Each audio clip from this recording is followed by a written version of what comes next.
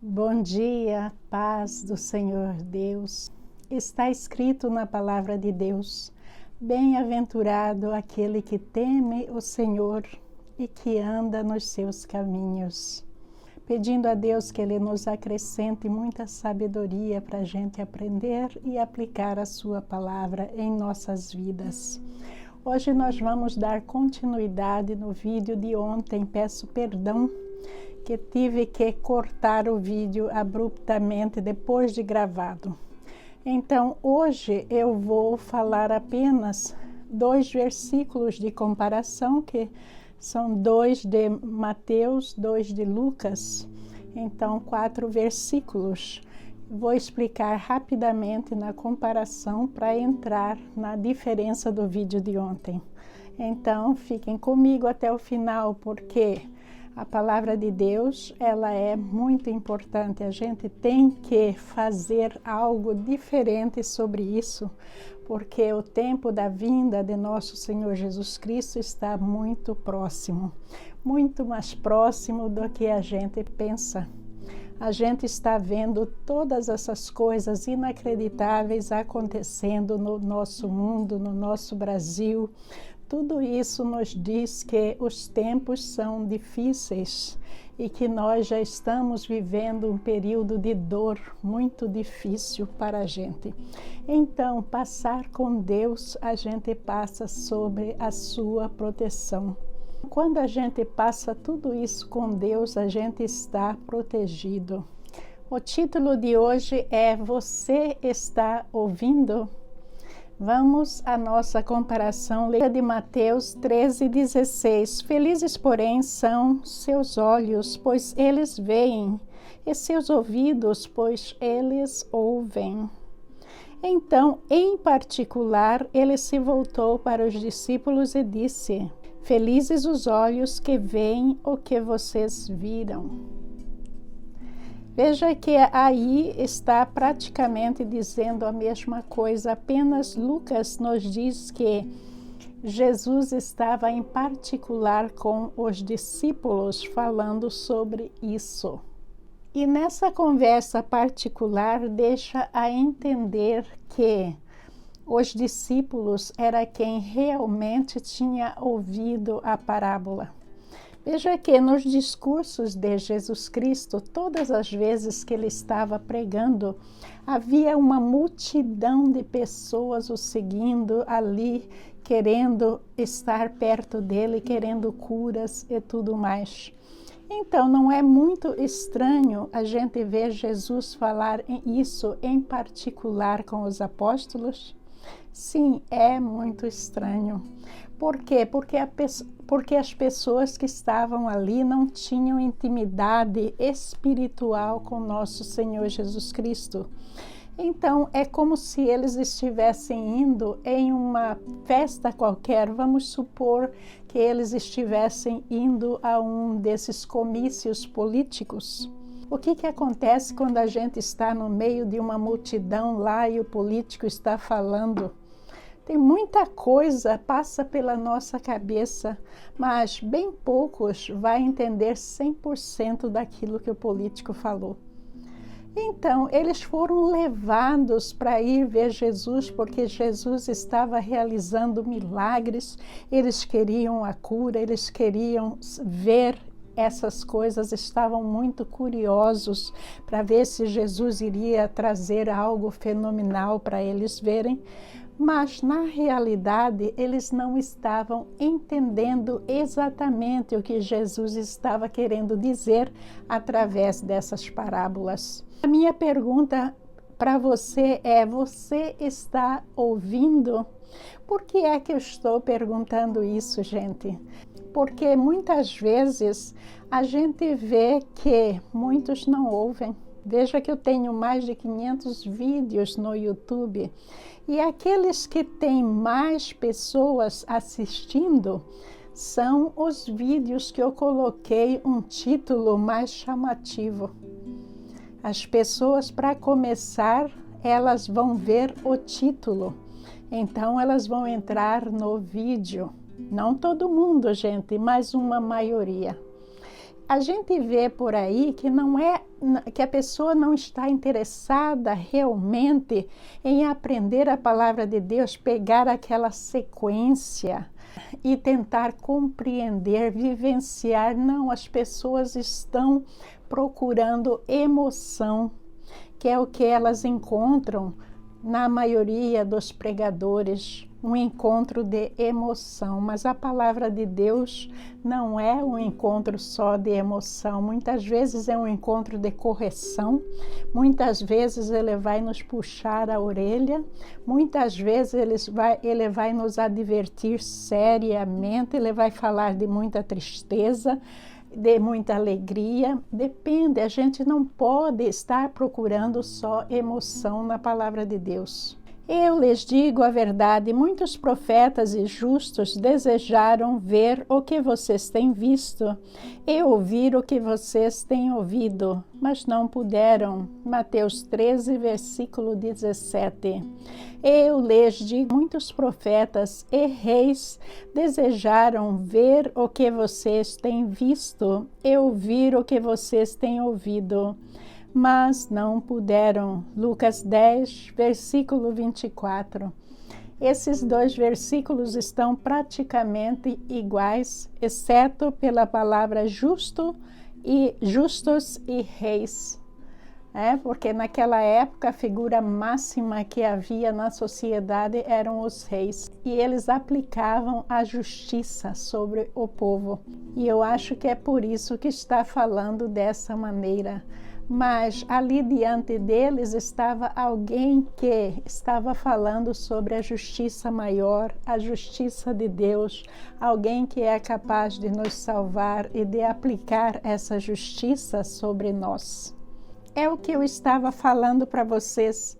Essas pessoas justas, os reis, todas as pessoas que estavam ali na plateia, eles queriam ouvir, eles queriam ver de Jesus, mas algo baseado na sua justiça, não na justiça de Deus. Por isso é que Jesus Cristo estava abençoando os discípulos. Por quê? Porque eles ouviram exatamente aquilo que nosso Senhor Jesus Cristo estava querendo dizer.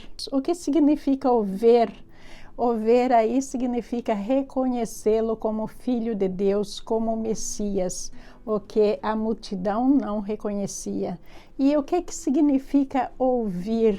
É diferente da situação do comício, que cada um está lá ouvindo uma coisa diferente, algo que lhe interessa. Às vezes não é nem o palestrante, mas é o show, mas é o contato com as pessoas, procurar namorado, ir lá para simplesmente ter contato com pessoas diferentes. As pessoas vão num comício por diferentes motivos. Mas veja que quando a gente vai ouvir nosso Senhor Jesus Cristo, é por isso que eu perguntei, você está ouvindo? Tem que ser um ouvir diferente desse ouvir que a gente usa no mundo. Porque a gente tem que ouvir e a gente tem que fazer algo sobre isso que a gente ouviu, senão a gente não entendeu. Porque as parábolas, toda a palavra de nosso Senhor Jesus Cristo tem por objetivo nos transformar, nos tornar pessoas muito melhores, nos atingir de alguma maneira, dar uma sacudida em nós.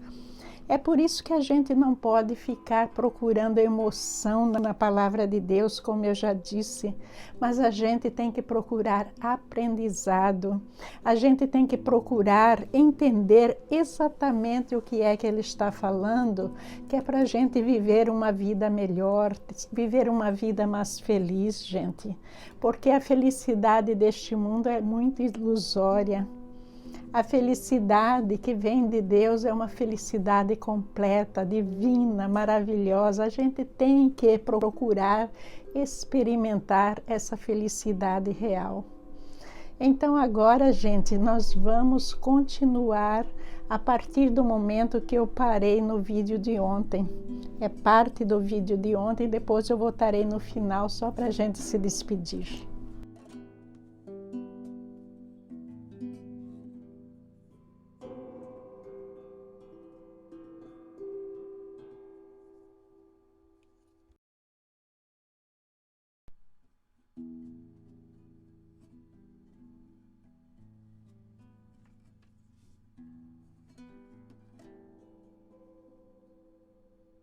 Leitura de João, capítulo 1, versículos de 10 a 12. Veio ao mundo que ele criou, mas o mundo não o reconheceu. Veio a seu próprio povo e eles o rejeitaram. Mas a todos que creram nele e o aceitam, ele deu o direito de se tornarem filhos de Deus. Vamos pensar na nossa relação terrena de pai e filho. Vamos supor que um belo dia o seu pai e a sua mãe decidem viajar e você fica tomando conta da casa. Você vai tomar decisões ali que vai agradar o seu pai e a sua mãe, não é? Se você é uma pessoa que obedece, se você é uma pessoa que respeita o seu pai e a sua mãe, todas as suas atitudes quando eles estão ausentes vão ser de acordo com aquilo que eles te ensinaram, não é? Pois é, agora nosso Senhor Jesus Cristo está ausente e Ele nos deixou e Ele nos mandou aqui para a vida para a gente fazer tudo o que Ele recomendou. Veja o quanto importante é as nossas obras.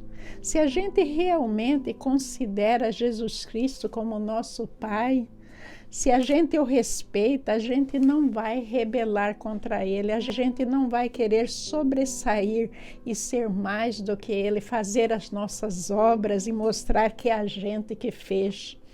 Mas a gente vai fazer em nome do Pai, não é? A gente vai fazer de acordo com aquilo que o Pai quer. Então, tudo está encaixado, uma coisa na outra.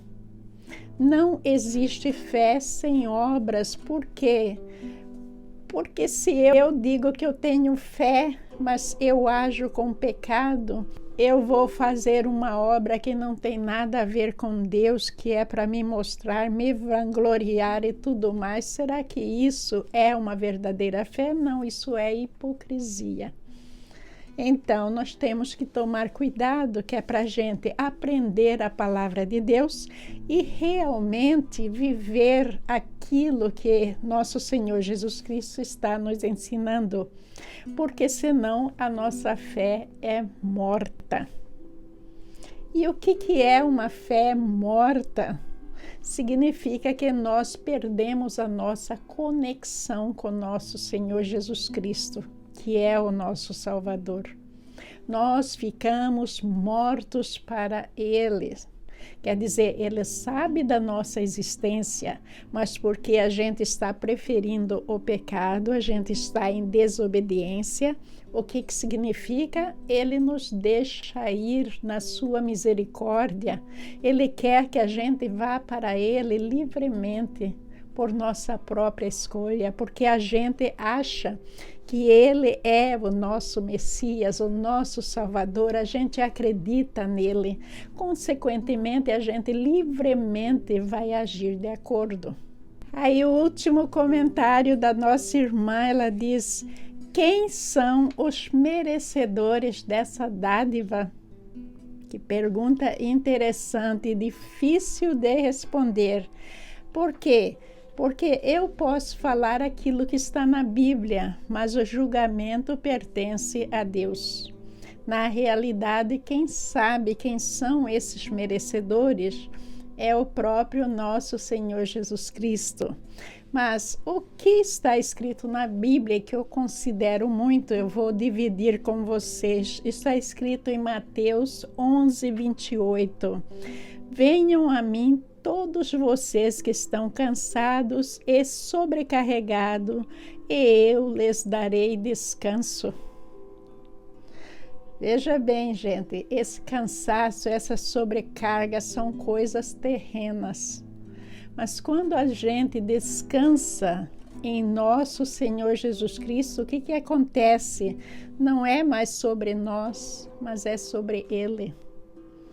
Ele vai ser o nosso provedor.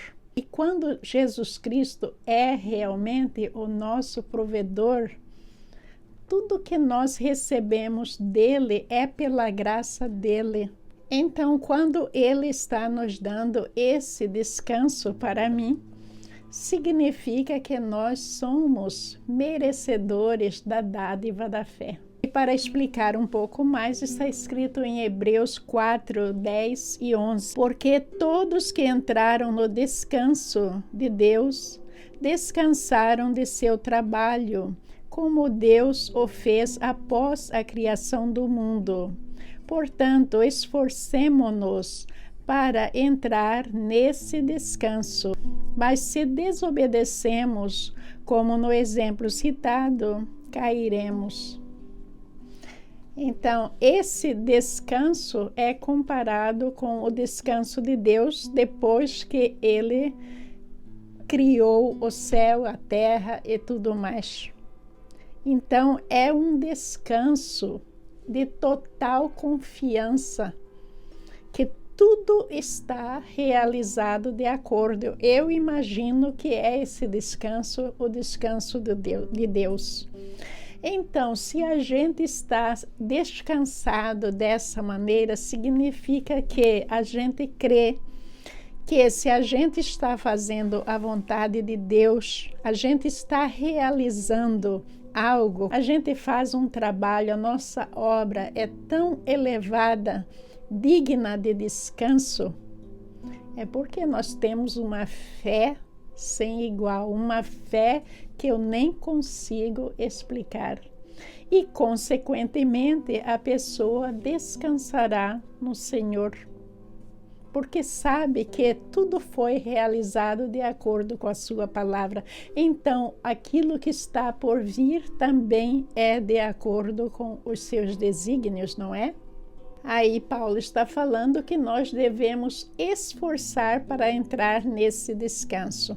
Fazer as coisas de acordo com a palavra de Deus, não de acordo com o homem, como a nossa irmã citou, de ir na mídia, mostrar e falar, eu fiz isso, eu fiz aquilo, tudo isso são coisas terrenas.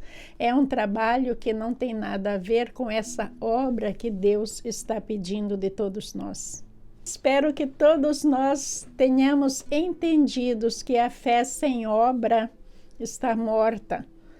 Porém, não é a obra que nos salva. Quem nos salva é nosso Senhor Jesus Cristo, através da nossa fé, a fé que nós temos nele, o aceitando como nosso Salvador e agindo de acordo, tendo uma vida completamente transformada.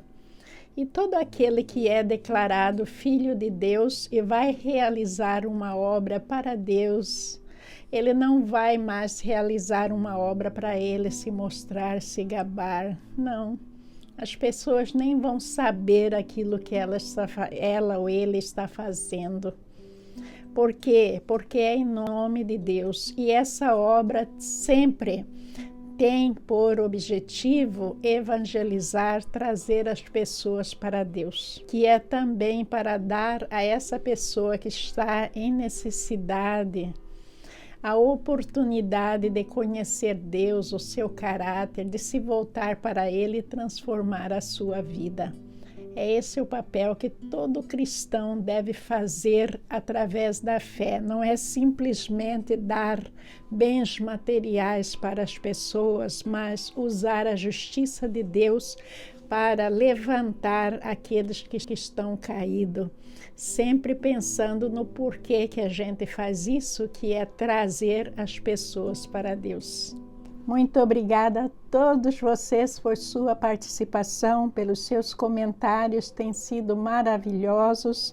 Que Jesus abençoe a todos vocês. Este sábado eu vou procurar no mesmo horário experimentar com uma outra live. Ainda não decidi o tema por falta de tempo, mas eu anunciarei brevemente para vocês.